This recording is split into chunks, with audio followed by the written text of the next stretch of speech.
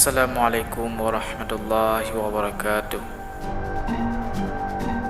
Kembali lagi bersama kami di channel MI Cahaya Islam.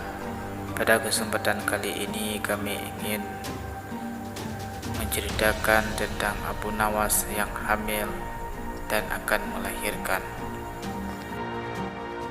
Tapi sebelum lanjut, jangan lupa like, komen dan subscribe channel ini agar terus mensyiarkan syariat Islam dan share kepada kawan-kawanmu supaya mereka tahu apa yang kamu tahu.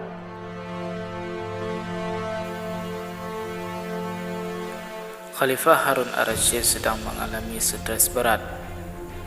Pasalnya ia merasa menyesal telah mengusir Abu Nawas dan tidak boleh menemuinya di istana.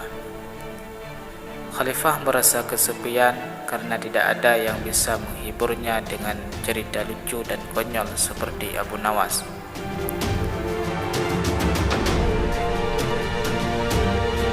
Rasa sepi dan sesal yang mendalam membuat Khalifah akhirnya memerintahkan prajuritnya memanggil Abu Nawas untuk menghadapnya. Abu Nawas mungkin marah kepadaku, tapi pergilah ke rumahnya dan ajaklah ke istana.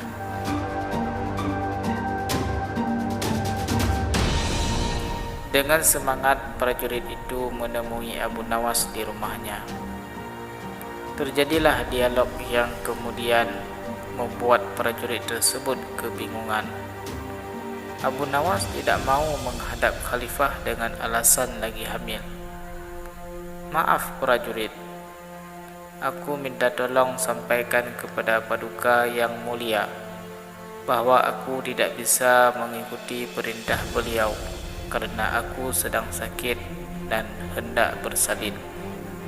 Saat ini aku sedang menunggu dukun beranak untuk proses kelahiran bayiku," kata Abu Nawas dengan mengelus perutnya yang buncit.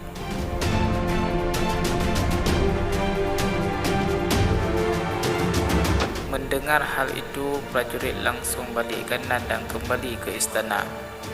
Sesampainya di hadapan Khalifah, prajurit itu menyampaikan apa yang terjadi. Mendengar laporan tersebut, Khalifah hanya bengong dan berkata dalam hati, "Ajaib sekali.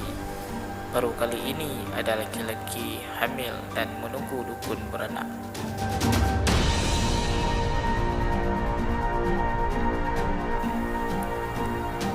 Kabar ini membuat Khalifah penasaran dan akhirnya memutuskan untuk menengok Abu Nawas bersama dengan rombongan.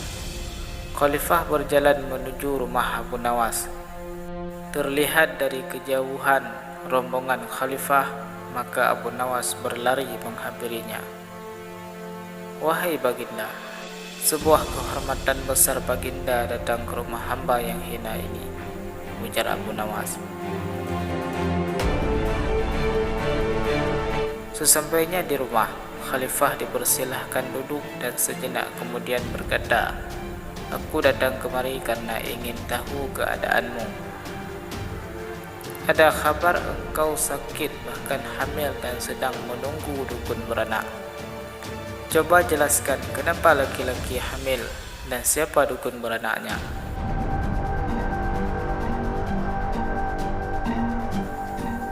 Mendengar hal tersebut, Abu Nawas tidak menjawab, hanya tersenyum kecut.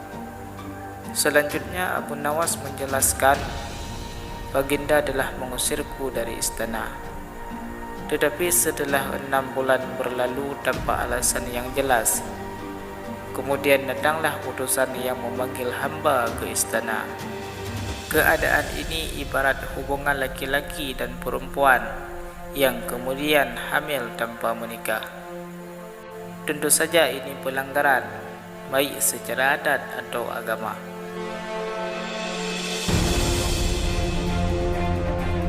Setelah itu, Abu Nawas menjelaskan bahawa seorang pemimpin harusnya tidak pelin-pelan dalam mengeluarkan perintah dan tidak boleh mencabut perintahnya lagi. Jika hal itu dilakukan, seperti menjilat air ludah sendiri, dan itulah tanda-tanda pengecut. Maka dari itu, sebaiknya baginda berfikir masak-masak sebelum bertindak. Itulah tamsil seorang lelaki yang hendak bersalin, ucap Abu Nawas menyentil perilaku khalifah.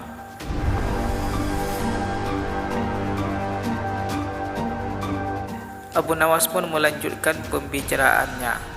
Adapun dukun beranak yang ditunggu itu adalah tamsil kedatangan baginda ke rumah ini. Maka ketika baginda datang, hamba sudah melahirkan. Artinya, hilangnya rasa sakit atau takut hamba kepada baginda.